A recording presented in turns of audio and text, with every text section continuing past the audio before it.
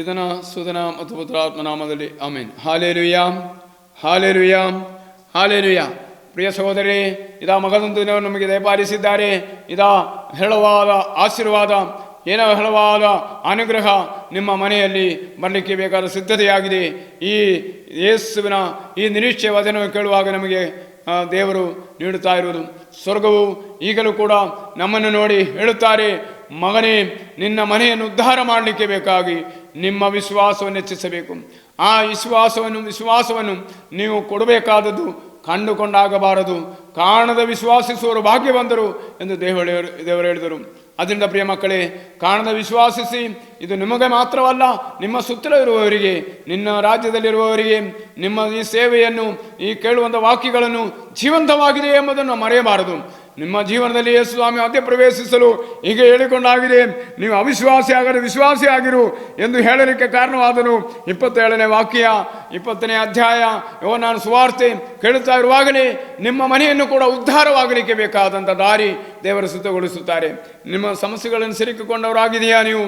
ನೀವು ಈ ಸಮಯದ ಲೋಕದ ಸಮಸ್ಯೆಗಳು ಆಗಿದೆಯಾ?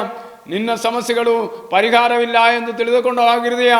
ಆಗ ನೀವು ತಿಳಿಯಬೇಕಾದದ್ದು, ಪರಿಹಾರವಾಗಿ ಯೇಸು ಸ್ವಾಮಿ ಈ ಲೋಕದಲ್ಲಿ ಮನುಷ್ಯ ರೂಪ ತಾಳಿದ್ದು ನಮ್ಮೆಲ್ಲರ ವಿಶ್ವಾಸವನ್ನು ಹೇರಳವಾಗಿ ಹೆಚ್ಚಿಸಿ ದೇವರಿಗೆ ಮಹಿಮೆ ಸಲ್ಲಿಸುವ ಒಂದು ಜೀವನ ತಯಾರುಗೊಳಿಸಲಿಕ್ಕೆ ಬೇಕಾಗಿ ಆಗಿದೆ.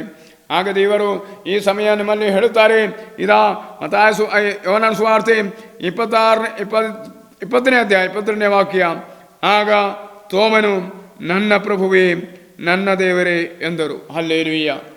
ಪ್ರಿಯರೇ, ಈ ವಾಕ್ಯ 20ನೇ ಅಧ್ಯಾಯ ಯೋಹಾನನ ಸುವಾರ್ತೆ 22ನೇ ವಾಕ್ಯ, ತೋಮನು ಮರುತ್ತರ ನುಡಿದದು, ಹೆಚ್ಚೇನು ಮಾತಾಡಲಿಲ್ಲ, ನನ್ನ ಪ್ರಭುವೇ ನನ್ನ ದೇವನೇ.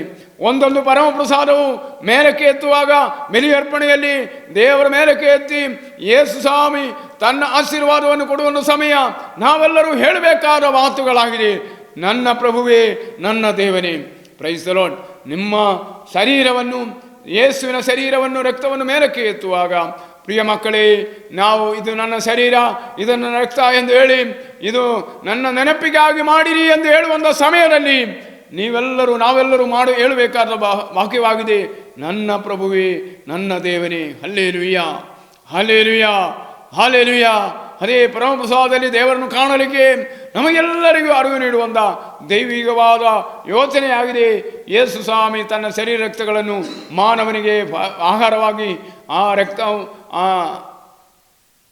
ಕುಡಿಯಲಿಕ್ಕೆ ಭೋಜನವಾಗಿಯೂ ಆ ನೀರನ್ನು ಕೊಟ್ಟು ಅನುಗ್ರಹಿಸುತ್ತ ದೇವರು. ಈ ಸಮಯ ನಮ್ಮನ್ನು ದೇವರ ಅನುಗ್ರಹಿಸಿರಿ.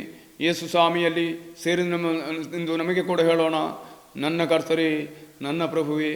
ಇದು ದೇವರು ಕೊಟ್ಟದ ವಾಚನವಾಗಿ ಸ್ವೀಕರಿಸಿ ಈ ಮನೆಯಲ್ಲಿ, ನಿಮ್ಮ ಮನೆಯಲ್ಲಿ ಎಲ್ಲ ಈ ವಾಕ್ಯ ಮರಳಿ, ಆಗ ನಿಮ್ಮನ್ನು ದೇವರು ಅರಸಿ ಆಶೀರ್ವದಿಸುತ್ತಾರೆ.